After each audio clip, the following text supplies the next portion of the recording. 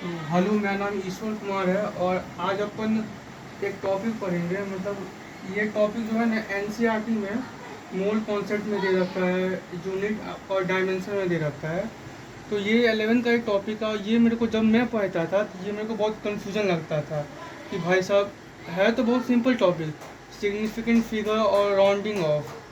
लेकिन जब मैं पढ़ता था तो इसका क्वेश्चन मेरे से बनता ही नहीं था। तो आज अपन इसको फ्लो चार्ट में पढ़ेंगे और ऐसे पढ़ेंगे जो कि इसका एक क्वेश्चन भी नहीं रुकेगा, ठीक है ना। तो मान के चलो, अगर सिग्निफिकेंट फिगर का बात आता है, अगर ये जीरो है ना, अपन मतलब जीरो है, तो तीन केस अपन लेते हैं, इनिशियल जीरो, ट्रैप जीरो और फाइनल जीरो। इनिशियल जीरो अगर रहा, अगर इस नंबर में इनिशियल जीरो अगर रहा तो सिग्निफिकेंट फिगर नहीं होगा, ठीक है। अगर ट्रैप जीरो रहा, यहाँ पे आप अपन यहाँ पे देख सकते हैं, ट्रैप जीरो रहा, बीच में फंसा रहा, तो सिग्निफिकेंट फिगर होगा। लेकिन फाइनल जीरो रहा तो उसमें दो केस आ जाता है, विद डेसिमल का केस और विदाउट डेसिमल का केस।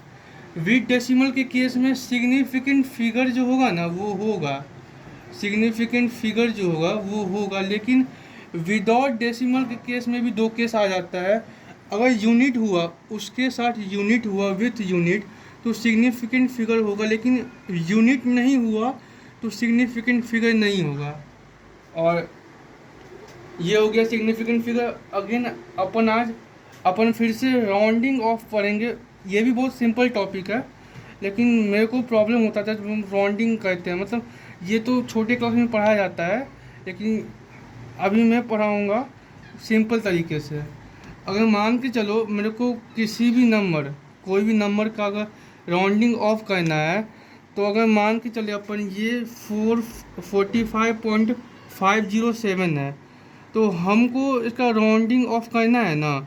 तो जिसका राउंडिंग ऑफ करना है, जैसे अपन को 7 का राउंडिंग ऑफ करना है तो इसको अपन ए मान लेंगे। इसको हमको 4 तक राउंडिंग ऑफ करना है तो यहाँ पर अपन रूल लगाएंगे।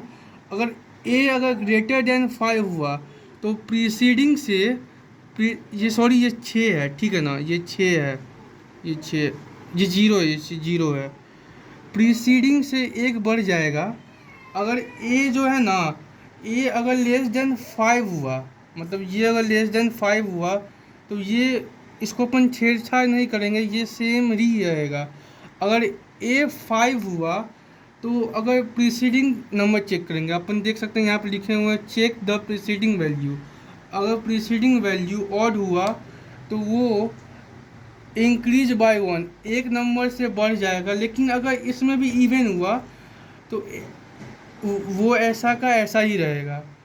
और अगेन बात करें एक और टॉपिक की, तो आ गया एडिशन और सब्सट्रैक्शन में जब सिग्निफिकेंट फिगर काउंट करना है अपन को। तो यहाँ पे देखेंगे अगर एडिशन सब्सट्रैक्शन हो रहा है ना, तो जो मिनिमम डेसिमल प्लेस है, मिनिमम डेसिमल प्लेस है, वहाँ तक अपन को सिग्निफिकेंट फिगर लेना है। यही मल्टीप्लाई और डिवाइड हो तो वही मिनिमम सिग्निफिकेंट फिगर लेना है।